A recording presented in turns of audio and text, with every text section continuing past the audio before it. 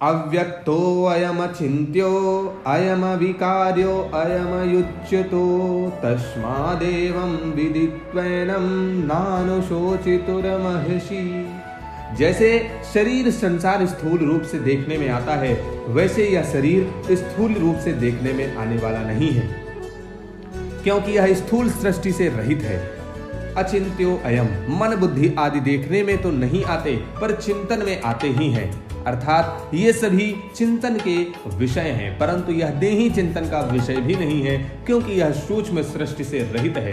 अविकार्यो अयमच्युते, यह देही विकार रहित कहा जाता है, अर्थात इसमें कभी किंचन मात्र भी परिवर्तन नहीं होता। सबका कारण प्रकृति है, उस कारणभूत प्रकृति में भी विकृति नहीं होती है, परंतु इस देही में किसी प्रकार की विकृति नहीं होती, क्योंकि यह कारण सृष्टि रहित है। यहाँ 24वें से 25वें श्लोक में अध्यक्ष, अदाध्य, क्लेद्य, शोष्य, चल, अव्यक्त, अचिंत्य और अविकार्य, इन 8 विशेषणों के द्वारा इस देही का निषेध मुख से और नित्य सर्वगत, स्थाणु और सनातन, इन 4 विशेषणों के द्वारा इस देही का विधि मुख से वर्णन किया गया है। परंतु वास्तव में इस देही का वर्णन हो ही नहीं सकता, क्योंकि यह वाणी का विषय नहीं है। जिससे वाणी आदि प्रकाशित होती है, उस देही को वे सब प्रकाशित कैसे कर सकते हैं। अतः इस देही का ऐसा अनुभव करना ही इसका वर्णन है। तस्मादेवं विदित्वैनं नानुशोचितु मर्हसि, इसलिए इस देही को अच्छेद्य, अशोष्य, नित्य, सनातन, अविकार्य आदि जान ले, अर्थात ऐसा अनुभव कर ले, तो फिर शोक हो ही नहीं सकता। अगर शरीर को निर्विकार न मानकर विकारी मान लिया जाए तो भी शोक नहीं हो सकता। ये बात आगे के 2 श्लोकों में कहते हैं। अथ चैनम नित्य जातम नित्यम वा मन्यसे मृतम तथापि त्वं महाबाहो नैवं शोचितुर्महसि।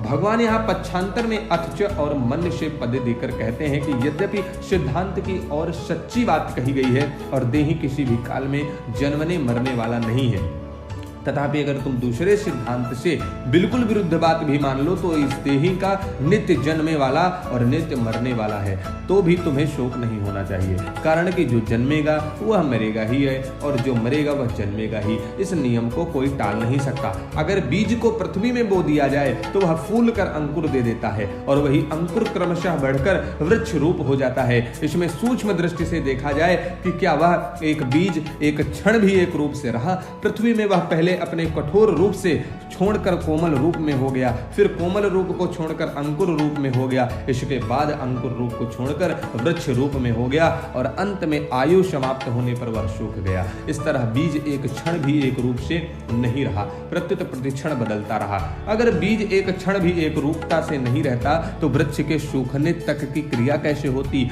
उसने पहले रूप को छोड़ा, ये उसका मरना हुआ, और दूसरे रूप को धारण किया, ये उसका जन्मना हुआ। इस तरह वह प्रतिक्षण ही जन्मता मरता रहा। बीज की ही तरह यह शरीर है। सूक्ष्म रूप से वीर्य का जंतु रज के साथ मिला, वह बढ़ते बढ़ते बच्चे के रूप में हो गया और फिर जन्म गया। जन्म के बाद वह बढ़ा, फिर घटा और अंत में मर गया। इस तरह शरीर एक क्षण भी एक रूप से न रहकर बदलता रहा, अर्थात प्रतिक्षण जन्मता रहा और मरता रहा। भगवान कहते हैं कि अगर तुम शरीर की तरह शरीरी को भी नित्य जन्मने वाला और मरने वाला मान लो तो भी यह शोक का विषय नहीं हो सकता।